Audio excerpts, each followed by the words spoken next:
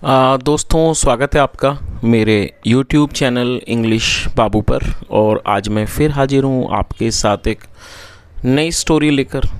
और दोस्तों, आज जो स्टोरी मैं आपके लिए लेकर आया हूँ ये एक शॉर्ट मॉरल स्टोरी है और बहुत ही बेसिक लेवल की ग्रामर का यूज़ आपको यहाँ देखने को मिलेगा।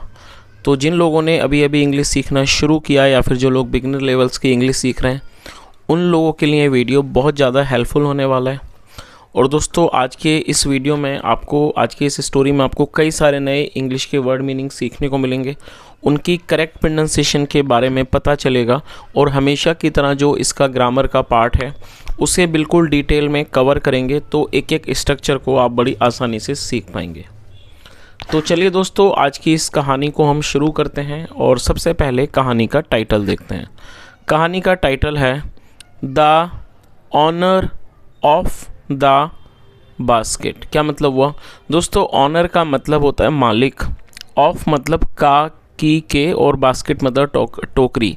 The honour of the basket का मतलब हुआ कि टोकरी का मालिक। तो दोस्तों, ये आज की इस कहानी का टाइटल है, शीर्षक है। और अब मैं इसे पढ़ना शुरू करता हूँ। आपसे रिक्वेस्ट है आप कहानी को बिल्कुल ध्यान से सुने, और यदि आज की स्टोरी में आपको कोई भी नया वर्ड या फिर नया स्ट्रक्चर मिले तो आप उसे नोट करें, और यदि कहानी पसंद आए तो लाइक भी ज़रूर करें। तो चलिए इसको शुरू करते हैं। One morning in a market an argument arose between two man over a basket. क्या मतलब हुआ? वन मॉर्निंग मतलब कि एक सुबह, इन अ मार्केट एक बाजार में, एन आर्गुमेंट अरोज। दोस्तों, ये जो वाक्य है ये पास्ट इंडेफिनिट का अफर्मेटिव वाक्य है। और जब हम पास्ट इंडेफिनिट में कोई भी अफर्मेटिव का वाक्य बनाते हैं तो वहाँ वर्ब की सेकंड फॉर्म का यूज़ किया जाता है। अराइज का मतलब होता है उठना, उभरना, कोई नई चीज़ पैदा होना, उत्पन्न होना। और जो सेकंड फॉर्म है वो है अरोज। तो आप इसको नोट कर लीजिए, AROSE, arose. An argument arose क्या अर्थ हुआ कि आर्गूमेंट मतलब बहस, एक बहस उत्पन्न हो गई।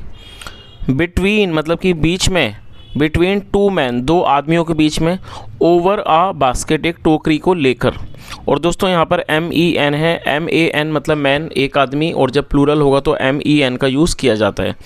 तो इस तरह से पूरी लाइन का क्या अर्थ हुआ कि one morning in a market, एक सुबह एक बाजार में, an argument arose between two man over a basket, एक बास्केट को लेकर एक टोकरी को लेकर दो आदमियों के बीच एक बहस उत्पन्न हो गई है, एक बहस शुरू हो गई।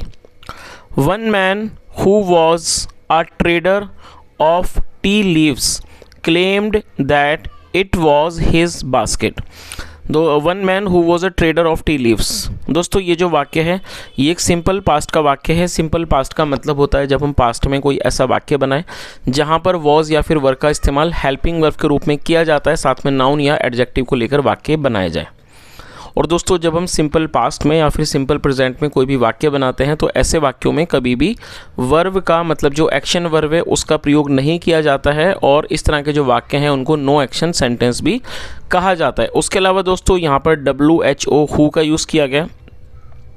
हु का मतलब है कौन, और ये एक इंट्रोगेटिव वर्ड है। उसके अलावा ये एक रिलेटिव प्रोनाउन भी है। जब हम किसी का रेफरेंस देंगे तो रेफरेंस देने के लिए हु का यूज़ किया जाता है।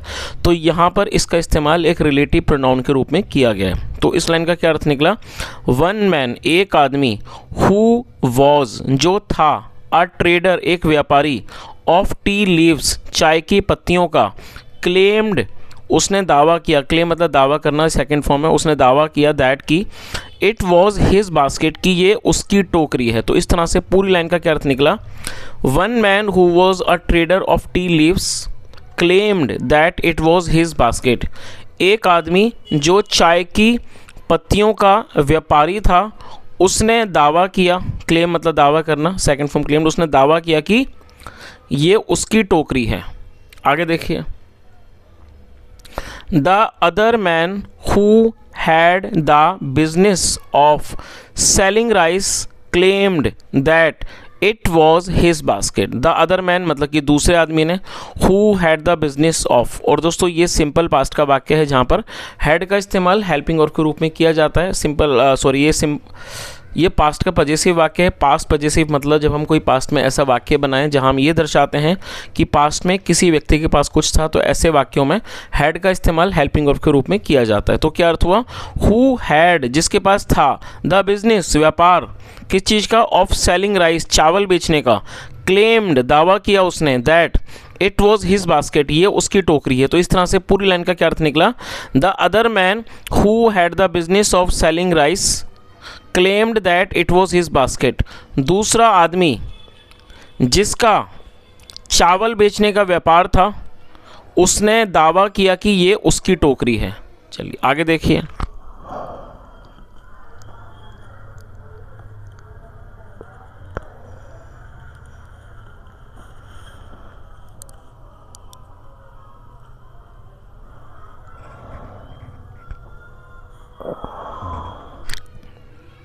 सो इसलिए द क्वेश्चन वॉज सवाल ये था, हुज बास्केट वॉज इट। दोस्तों WHOSE हुज का मतलब होता है किसका, किसके, किसके।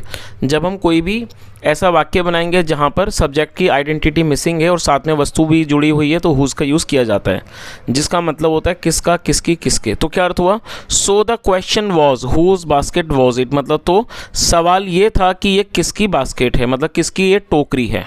आगे देखिए। People gathered around them on hearing their shouts। दोस्तों ये भी पास्ट इंडेफिनिट का वाक्य है जहाँ सेकंड फॉर्म लगाई जाती है। गैदर का मतलब है इकट्ठा होना और सेकंड फॉर्म है गैदर्ड। आप इसे नोट कर लीजिए, GATHERED। People gathered around them around them मतलब उनके आसपास, लोग उनके आसपास इकट्ठा हो गए। On hearing their shouts, their मतलब उनकी। और दोस्तों जब कोई भी वस्तु या व्यक्ति एक से ज़्यादा लोगों से संबंधित होता है तो वहाँ देयर का यूज़ किया जाता है। शाउट का मतलब होता है चीख, चीखने की आवाज़। हियरिंग देयर शाउट्स उनकी चीखों को सुनकर। तो इस तरह से पूरी लाइन का क्या अर्थ निकला, people gathered around them on hearing their shouts, उनकी आवाज़ों को सुनकर, उनकी चीखने की आवाज़ों को सुनकर लोग उनके आसपास इकट्ठा हो गए। They took the matter to the headman of the village. दोस्तों THEY दे का मतलब होता है वे या फिर वे लोग। जब सब्जेक्ट में एक से ज़्यादा लोग शामिल होते हैं तो दे का यूज़ किया जाता है, जो कि एक प्लूरल नाउन है और ये पास्ट इंडेफिनिट का ही अफर्मेटिव वाक्य है जहाँ सेकंड फॉर्म लगाई जाती है। TAKE टेक का मतलब होता है लेना या फिर ले जाना, और जो सेकंड फॉर्म है वो है टुक। तो इस तरह से क्या अर्थ निकला इस लाइन का, दे टुक वे ले गए, द मैटर मामले को, टू द हेडमैन पंच, हेडमैन का मतलब होता है कोई मुखिया, मुखिया के पास ले गए, ऑफ द विलेज गांव के। तो पूरी लाइन का क्या अर्थ निकला, they took the matter to the headman of the village, वे लोग या कह सकते हैं वे गांव के मुखिया के पास इस मामले को ले गए।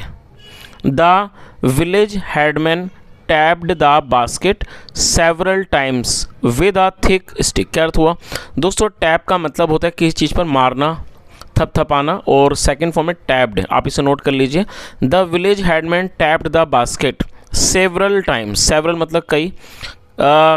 गांव के मुखिया ने टोकरी को कई बार, टैप किया मतलब कि कई बार मारा, विद अ थिक स्टिक एक मोटी लाठी से, थिक मतलब मोटी, स्टिक मतलब लाठी। तो इस तरह से पूरी लाइन का क्या अर्थ निकला, the village headman tapped the basket several times with a thick stick, गांव के मुखिया ने टोकरी को कई बार मोटी लाठी से थपथपाया।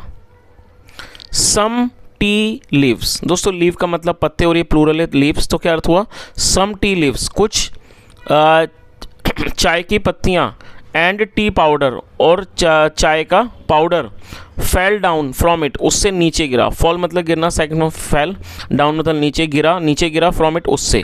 तो पूरी लाइन का क्या अर्थ निकला कि some tea leaves and tea powder fell down from it, कुछ चाय के पत्ते और चाय का पाउडर उससे नीचे गिरा। 10 इस प्रकार से इट बिकेम क्लियर, बिकम मतलब होना बनना, सेकंड फॉर्म बिकेम क्लियर मतलब स्पष्ट। इस तरह से ये स्पष्ट हो गया that the basket belonged, belong मतलब किसी चीज़ का होना, संबंधित होना। इस ये चीज़ क्लियर हो गई, स्पष्ट होगी that the basket belong to the man, जो बास्केट है वो उस आदमी की थी, who was a trader of tree leaves, जो चाय की पत्तियों का मालिक था। तो दोस्तों इस तरह से ये छोटी सी कहानी ख़त्म होती है और मैं उम्मीद करता हूँ कि आज की कहानी में आपने ज़रूर कुछ ना कुछ नया सीखा होगा। यदि आपको आज का वीडियो पसंद आया हो तो आप इसको ज़रूर लाइक करें, दोस्तों के साथ भी शेयर करें, चैनल को सब्सक्राइब करें। और उसके अलावा दोस्तों हमारे कुछ सब्सक्राइबर हैं जिन्होंने नाम लेने की रिक्वेस्ट की है, और एक अजय साहू जी हैं दिल्ली से जिन्होंने नाम लेने की रिक्वेस्ट की है, और दूसरे हैं विनय गुप्ता जी। तो आप दोनों का नाम मैंने अपने इस वीडियो में ले लिया है। यदि आपने अपने नाम को सुना है तो आप कमेंट के माध्यम से ज़रूर बताएं। और दोस्तों यहाँ तक सुनने के लिए थैंक यू सो मच। और जैसा मैंने आपको बताया, यदि आपको वीडियो पसंद आया तो लाइक ज़रूर करें।